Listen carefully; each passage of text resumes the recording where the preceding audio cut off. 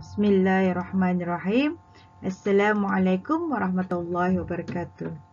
Alhamdulillah, hari ini kita ni dipertemukan lagi dalam pelajaran agama. Okay, sebelum kita ni memulakan isi pelajaran, marilah kita ni sama-sama membaca doa sebelum belajar. Okay, tanda tangan sama-sama.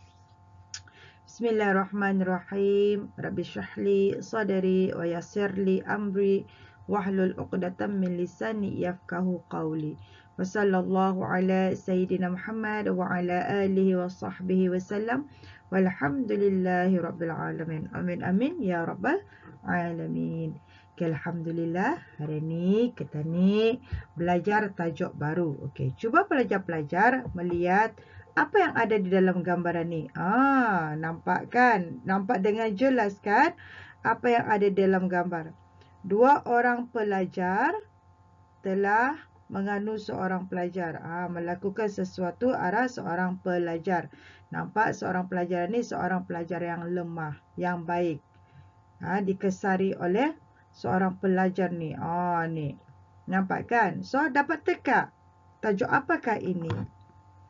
Okay, very good. Tajuk kita ni adalah mengenai dengan larangan membuli. Hari ni kita ni belajar mengenai dengan membuli. Okay, apakah yang dimaksudkan dengan buli?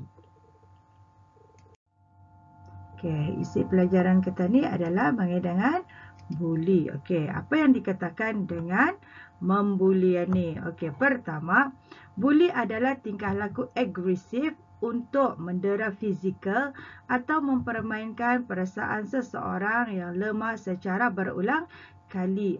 Ni kelakuan agresif. Agresif ni artinya kelakuan yang kasar, kelakuan yang ganas, mendera, menganuk seseorang yang lemah secara berulang kali. Orang yang indah bersalah, orang yang lemah, selalu diejeknya, selalu dianunya, itu artinya membuli.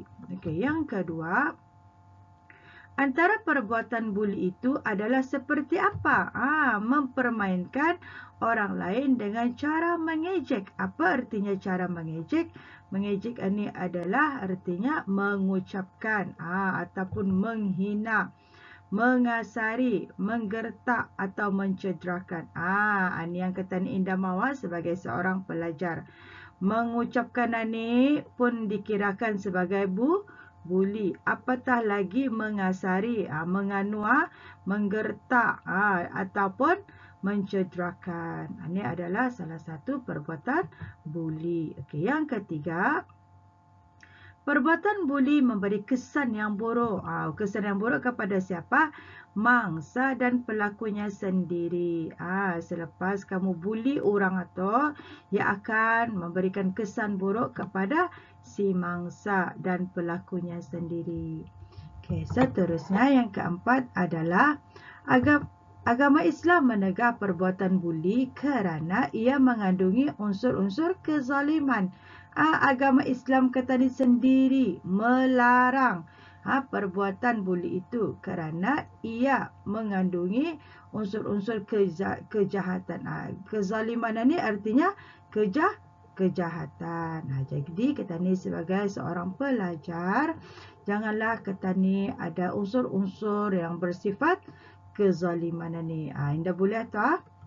Dan larangan membuli ada disebut di dalam Al-Quran, iaitu antaranya dalam surah Al-Hujurat ayat 11 yang terjemahannya, Bismillahirrahmanirrahim. Janganlah satu kaum mengejek-ejek satu kaum yang lain. Boleh jadi kaum yang diejek itu lebih baik daripada mereka.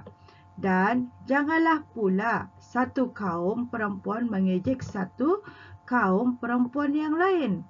Boleh jadi kaum perempuan yang diejek itu lebih baik daripada mereka, dan janganlah pula kamu memanggil dengan gelaran yang buruk. Di dalam Al-Quran sudah mengatakan mengenai dengan buli dalam surah Al-Hujurat ayat 11. Yang bermaksud di sininya, janganlah kamu mengucapkan orang itu. Belum tentu yang kamu ucapkan itu buruk di depan kamu, tapi sebenarnya ya di mata Allah orang itu adalah yang lebih baik daripada kamu. Entah-entah yang kamu ucap atau yang kamu hina atau yang kamu keji atau adalah orang yang terbaik di sisi Allah dalam pandangan Allah. So, kita ni sebagai umat manusia yang beragama Islam, yang mempunyai hukum hakam ni, janganlah kita ni sekali-sekali menyakiti orang lain. Kerana hukumnya adalah berdosa besar. Seterusnya, cara mencegah perbuatan buli. Macam mana cara kita ni kan mencegah perbuatan buli? Okey, yang pertama, mengamalkan ajaran agama Islam. Apa yang agama Islam suruh, kita ni mesti kerjakan, kita ni mesti buat. Dan apa yang agama Islam larang, kita ni mesti tinggalkan. Tu ingat tu, mengamalkan ajaran agama Islam. Yang kedua, mengamalkan sifat hormat menghormati antara satu dengan yang lain. Contoh di dalam gambar, kehidupan dorang bermasyarakat, harmoni, sejahtera, baik saja. Artinya dorang ini adalah mempunyai sifat hormat menghormati antara satu dengan yang lain. Yang ketiga, berani dan yakin diri dalam menegakkan kebenaran. Jika kamu itu dalam keadaan yang benar, maka kamu mesti berani menonjolkan diri, mengatakan bahawa kamu itu tidak bersalah. Itu ingatkan tu, mesti yakin dan berani menegakkan kebenaran. Seterusnya, bersifat belas kasihan dan mengasihi kawan. Ni di dalam gambar sebelah kamu ni ada melihat orang yang sakit. Mereka saling menolong. Ataupun kalau kamu ada mempunyai kawan yang dalam keadaan yang miskin, jangan kamu ejek, malahan kamu mesti tolong ke dia. Okey, yang seterusnya, berkawan atau bergaul dengan orang yang berakhlak baik. Kalau kamu berkawan dengan orang yang baik-baik, insya-Allah kehidupan kamu akan menjadi selamat. Tapi kalau kamu berkawan dengan orang yang jahat, maka kehidupan kamu akan menjadi buruk. Indah tentu hala kamu.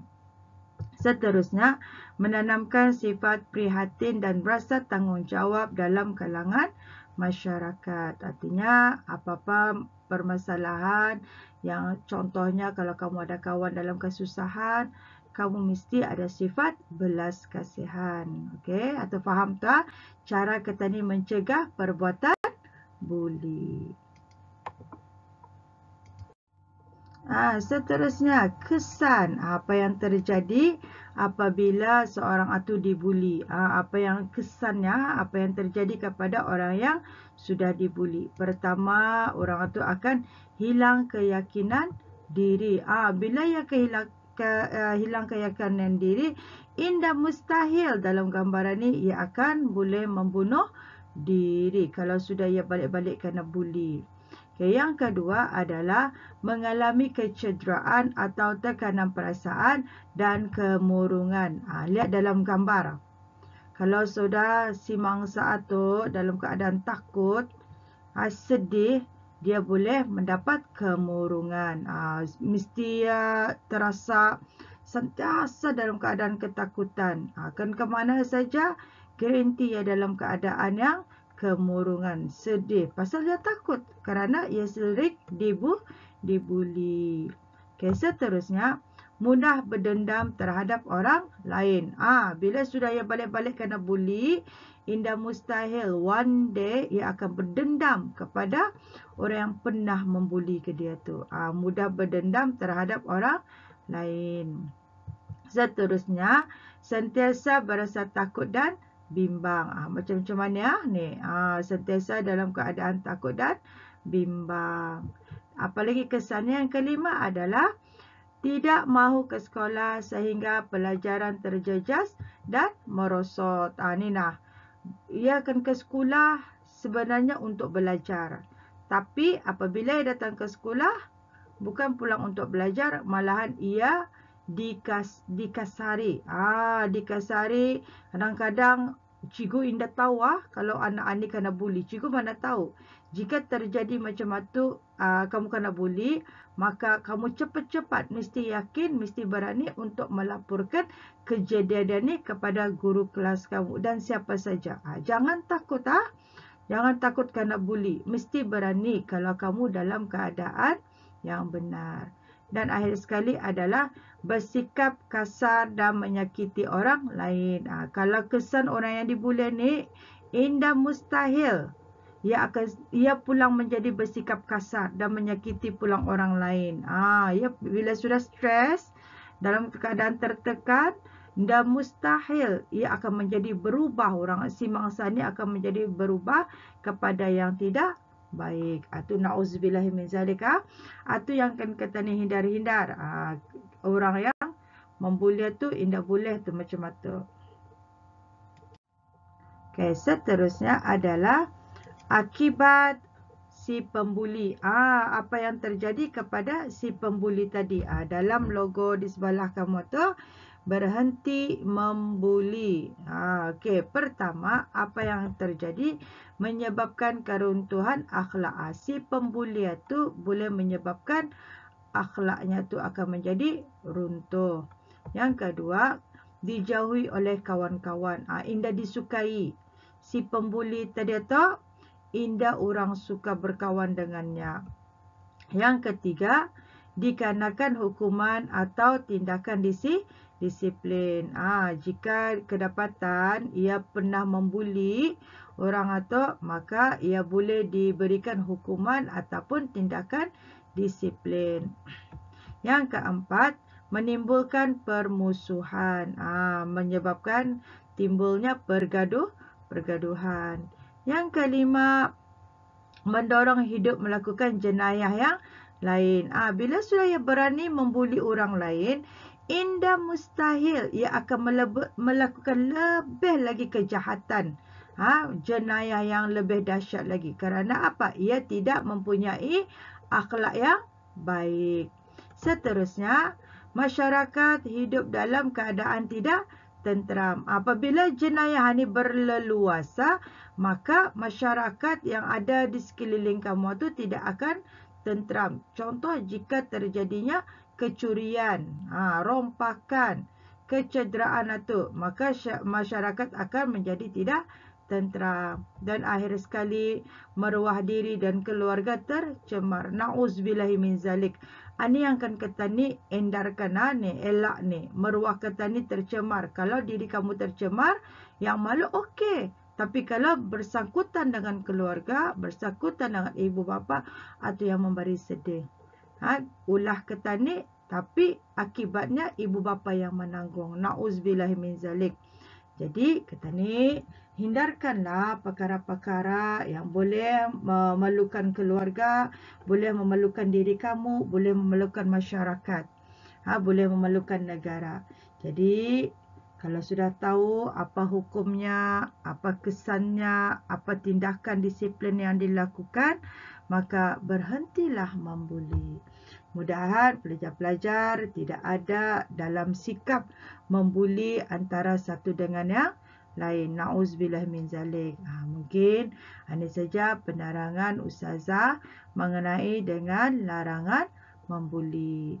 Wabillahi taufiq wal hidayah. Wassalamualaikum warahmatullahi wabarakatuh.